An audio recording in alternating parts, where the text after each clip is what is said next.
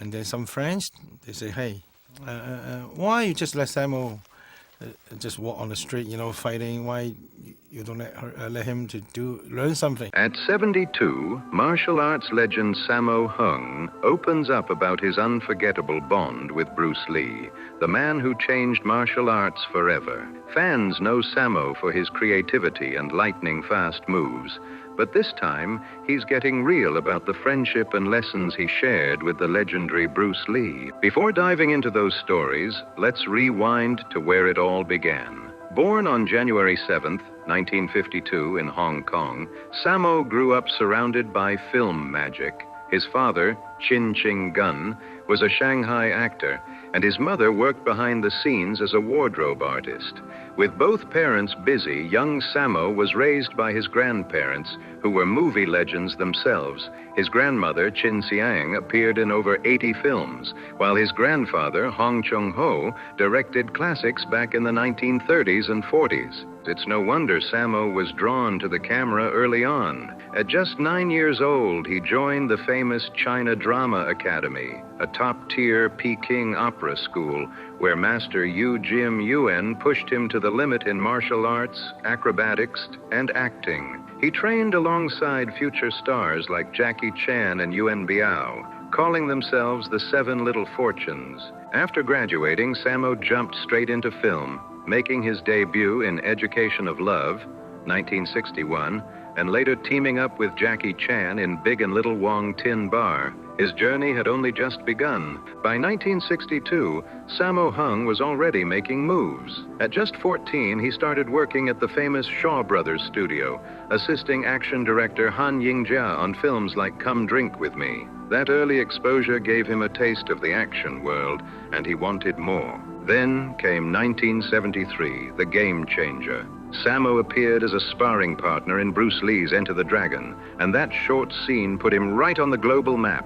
Fans instantly noticed his sharp timing and power, and from that moment his path in action cinema was sealed. In the years that followed, Sammo mixed martial arts with comedy like no one else. His directorial debut, The Iron-Fisted Monk, 1977, showed off his wild creativity and bold fight choreography. Through the late 70s and 80s, he became one of Hong Kong's biggest stars, leading hits like Encounters of the Spooky Kind, 1980, The Magnificent Butcher, 1979, and The Prodigal Son, 1981. His collaborations with Jackie Chan and Yuen Biao, especially Project A, 1983, and Wheels on Meals, 1984, changed the game, blending hard-hitting fights with hilarious moments. Sammo's ability to craft emotional yet thrilling action scenes made him a true innovator. He didn't stop there. He launched production companies like Garbo Motion Picture and Boho Films, creating some of Hong Kong's biggest hits. But it wasn't all smooth sailing. Sammo faced major challenges, including a serious leg injury back in his teenage years at the China Drama Academy. Yet he never gave up. In charge of everything. I can beat everybody. The full story of Sammo Hung's injury is still a bit of a mystery, but what's clear is that it was serious. Bad enough to keep him bedridden for a long time, right as his career was about to take off. He later remembered the pain vividly, along with his teacher, Master Yu Jim Yuen, pushing him to keep performing no matter what. When he finally got back on his feet, things weren't easy. 2 months without training left him heavier than before, something he blamed on being stuck in bed during his recovery. That change in his body ended up shaping his future in film. Instead of the usual hero roles, he started getting cast as tough villains or funny, larger-than-life characters. But Sammo didn't stay down for long. His grit brought him back to the set fast, this time working as a stuntman and fight choreographer. In later interviews, he said that the injury taught him patience and discipline, lessons that defined his whole approach to filmmaking. His tough training and recovery were even portrayed in the 1988 film Painted Faces, showing just how intense life at the China Drama Academy really was. His nickname, Sammo, meaning 3 hairs, came from a popular comic character and fit his solid frame perfectly. By the late 80s, though, things shifted again. even as he starred in hits like Project A, 1983, and Dragons Forever, 1988, Jackie Chan's rising global fame started stealing the spotlight. Then came a few box office flops like Pantyhose Hero, 1990, and Slickers vs. Killers, 1991, marking a tough chapter in his journey. After a few box office misses, things got rocky for Sammo Hung. The flops hit hard, both financially and critically, and even caused tension between him and his close friend Jackie Chan. Still, Sammo refused to step back. He kept hustling, taking on acting gigs and working behind the camera to stay in the game. Running his own company, Boho Films, he kept pushing for fresh ideas, even when budgets started drying up.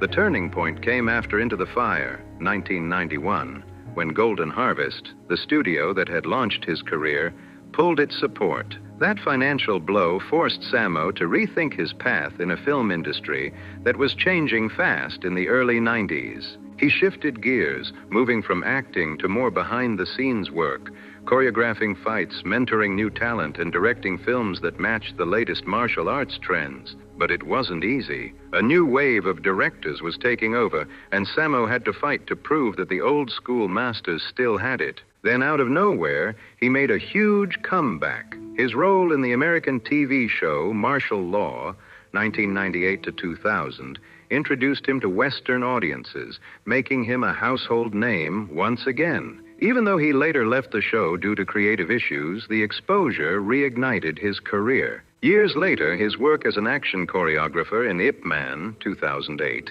and its sequels brought him back into the spotlight, and in 2016, he stepped behind the camera again with The Bodyguard.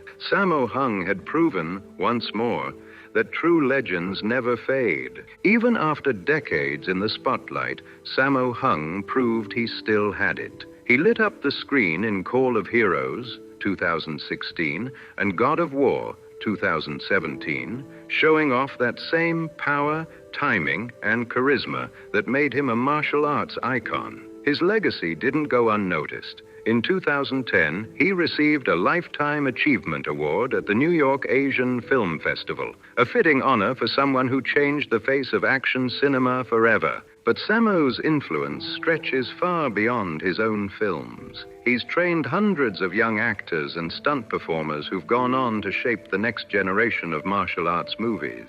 Still, behind all the success, his personal life had its share of heartbreak. He married Jo Yoon in 1973, and together they raised 4 children, Timmy, Jimmy, Sammy, and Stephanie. Sadly, after 21 years, the marriage ended in 1994, right when his career was going through one of its toughest transitions. The stress of financial struggles and fading opportunities likely added strain to the relationship. Not long after, Sammo met Joyce Godenzi, a former Miss Hong Kong, while working on Eastern Condors, 1987, where she played a fierce resistance fighter, despite having no martial arts background.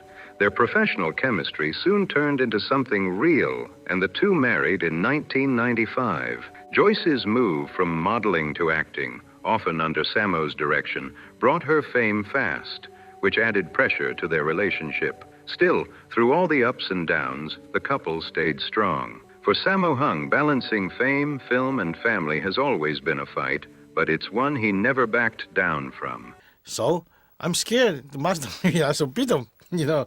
Years of non-stop filming took a heavy toll on Sammo Hung's personal life. Long hours on set and constant travel strained his relationships, especially with his kids. In interviews, he's admitted regretting how little time he got to spend with them while they were growing up, a price he paid for his dedication to cinema. As his children got older, some followed his path into show business, adding new challenges to their family dynamic. His son, Sammy Hung, became both an actor and martial artist, walking the same road as his father, which sometimes made things complicated, with their careers overlapping so closely. On top of all that, Sammo's health took a serious hit. In 2010, he underwent emergency heart surgery after years of unhealthy habits caught up with him. That near-death moment changed everything. It pushed him to take better care of himself and reconnect with his family, realizing that time and health were more valuable than fame. Now, shifting focus, let's talk about another martial arts legend who forever changed the game, Bruce Lee. Born Lee Jun-fan on November 27, 1940 in San Francisco, California, Bruce Lee became one of the most powerful cultural icons of the 20th century. His father, Lee Hoi Chuen, was a Cantonese opera performer, and his mother, Grace Ho, had Eurasian roots. Bruce was born during the Hour of the Dragon, inspiring his nickname, Little Dragon. Soon after his birth, the Lee family moved back to Hong Kong, where young Bruce grew up surrounded by the world of film. In fact, at just 3 months old, he made his first movie appearance as a baby stand-in in Golden Gate Girl, 1941. Bruce Lee's journey into film started shockingly early. It was practically in his blood. As a child actor, he appeared in around 20 films between 1946 and 1958, including The Kid, 1950, where he shared the screen with his father and scored his very first leading role. Even as a kid, Bruce had that spark that set him apart. But behind the camera, life wasn't easy. Growing up of mixed heritage in Hong Kong, Bruce often felt like he didn't fully belong. He was teased for how he looked and where he came from, which hit his confidence hard. Those tough experiences lit a fire in him, driving him to prove himself through sheer talent, discipline, and martial arts power. Things got even tougher in his teen years. British students at his school often targeted him, mocking his background and size. To protect himself, Bruce joined a local street gang, a risky move that threw him into a rough world of street fights and rebellion. But even in that chaos, he learned control, speed, and how to stand his ground. By the late 1950s, Bruce was well known for his fearless attitude. In 1958, after a challenge from a rival martial arts school, he got into a rooftop fight that spiraled out of control. The police were called after the rival's parents filed a complaint, forcing Bruce's mother to step in at the station. That wild moment became a turning point, pushing Bruce to rethink his future and channel his fighting spirit into something greater. Bruce Lee wasn't just bold in the streets. His rebellious streak carried into school, too. He bounced between several schools, including LaSalle College and St. Francis Xavier's, but teachers often called him stubborn and hard to control. His fiery attitude led to frequent clashes with authority, and before long, Bruce was expelled more than once. But that same restless energy found its true outlet when he met Master Yip Man. At just 13, Bruce began training in Wing Chun, a fast, close combat style that was perfect for his smaller frame. Under Yip Man's watch, Bruce learned not just how to fight, but how to focus. He sharpened his reflexes, built incredible speed, and learned mental discipline, skills that changed his life completely. His talent grew fast. And there'll be a lot of people to double for him, you know, because I don't want to be. He liked me to be double because my body is too big, you know. Some actors very thin. Bruce entered local competitions and outside the ring still tested his abilities in Hong Kong's rough street fights. Each fight taught him something new about control, movement, and confidence. By 16, he could handle multiple opponents with precision and calm. No fear, no hesitation. Still, not everyone accepted him. Some students at Yip Man's school looked down on him for his mixed background and refused to train alongside him. But instead of quitting, Bruce doubled down, taking private lessons directly from Yip Man and senior students like Wong Shun Lung. What's more, Bruce had a surprising passion outside of fighting, dancing. He loved rhythm and movement, and at 18, he won the Hong Kong Cha-Cha Championship. That mix of martial skill and dance rhythm gave him legendary footwork, smooth, fast, and powerful, just like the legend he would become. Bruce Lee's father, Lee Hoi Chuen, was a respected Cantonese opera star, and he expected nothing less than greatness from his son. Growing up in that environment filled Bruce with ambition, but also heavy pressure to live up to the family name. His early exposure to performance gave him confidence on stage and on screen. Yet the constant comparisons and expectations weighed on him. After years of school trouble and too many street fights, Bruce's parents decided something drastic had to change. In April 1959, they sent him away to San Francisco to start fresh, basically telling him it was time to sink or swim. Leaving Hong Kong behind, Bruce arrived in America with determination and little else. He worked as a waiter to support himself while finishing high school at Edison Technical School in Seattle, Washington. Always chasing knowledge, he later enrolled at the University of Washington to study philosophy, a subject that deeply shaped his martial arts philosophy later on. But Bruce couldn't stay away from martial arts for long. While studying, he began informally teaching Wing Chun to local students who were fascinated by his lightning-fast skills. By 1964, he made it official, opening his first school, the Junfan Gung Fu Institute, right out of his Seattle home. That small school marked the start of something huge. Bruce's approach broke tradition. He focused on real self-defense, fluid movement, and personal expression rather than rigid routines. His students came from all backgrounds, drawn by his charisma and mastery. This was the moment Bruce Lee went from student to teacher and started shaping martial arts history forever. Bruce Lee believed martial arts should be alive, adaptable, fast, and practical for the real world. He pushed his students to find their own rhythm instead of blindly following old-school traditions. That mindset became the foundation of his groundbreaking philosophy, Jeet Kune Do, the way of the intercepting fist, which ditched rigid styles in favor of freedom and creativity. As his reputation exploded, Bruce's circle of students kept growing. After his first school in Seattle, he opened another in Oakland, California, where his bold teaching style drew huge attention. Around this time, Hollywood stars like Steve McQueen and James Coburn started taking private lessons from him, turning Bruce into the go-to martial arts master for the elite. What made Bruce different was his mix-it-up attitude. He blended moves from boxing, fencing, and traditional kung fu into one fluid fighting system that focused on speed, reaction, and real combat flow. He believed fighters should absorb what is useful, a revolutionary idea that broke centuries of martial arts tradition. Then came the big moment, the 1964 Long Beach International Karate Championships. Bruce took the stage and stunned the crowd with his 1-inch punch and 2-finger push-ups,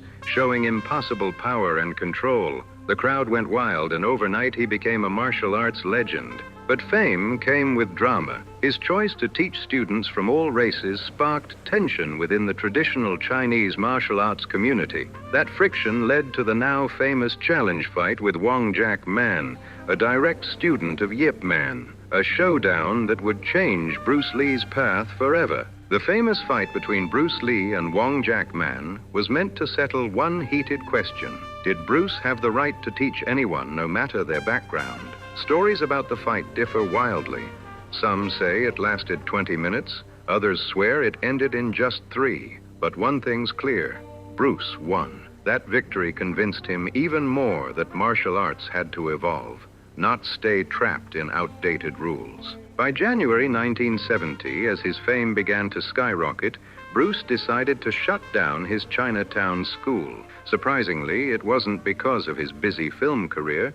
It was because he didn't want Jeet Kune Do to become just another rigid system. He wanted it to stay flexible, alive, and open to change. Even after closing his school, Bruce kept teaching privately, reminding students that Jeet Kune Do was about discovery, not tradition. He warned them never to turn it into something commercial or restrictive. It was about expression, not imitation. But while his martial philosophy was thriving, Hollywood wasn't so kind. Despite his growing reputation, Bruce ran into ugly racial barriers that limited him to stereotypical roles. His big breaking point came when producers refused to cast him as the lead in Kung Fu, handing the role to David Carradine instead. That rejection cut deep. So Bruce took control of his own destiny. In 1971, he teamed up with Raymond Chow to create Concord Productions, Inc., giving him the power to shape his own movies his way. Through this company, Bruce produced groundbreaking films that captured his vision and transformed martial arts cinema forever. With Concord Productions, Bruce Lee finally had full creative freedom, and the results were nothing short of legendary. He unleashed a series of films that shook the world. The Big Boss, 1971, Fist of Fury, 1972, and Way of the Dragon, 1972, where he not only starred but directed. even taking on Chuck Norris in one of cinema's most iconic fights. His energy, precision, and raw charisma broke barriers and made him a global icon. Then came Enter the Dragon, 1973, the film that turned Bruce Lee into an international superstar. Sadly, it was released just days after his sudden passing, leaving fans in shock and sparking endless speculation about what really happened. Though gone far too soon, Bruce Lee's legacy burned brighter than ever. His philosophy, discipline, and vision redefined martial arts and inspired generations of fighters, filmmakers, and dreamers worldwide. Today, Bruce Lee isn't just remembered as a martial artist. He's celebrated as a thinker, a cultural pioneer, and a symbol of self-belief. His influence continues to shape cinema and combat sports, proving that his words still ring true. Be water, my friend. And if you loved diving into this story of legends like Bruce Lee and Sammo Hung, make sure to like, subscribe, share, and drop a comment below. Tell us your favorite Bruce Lee moment, because his story lives on through fans like you. Stay tuned for more incredible journeys behind the world's greatest icons.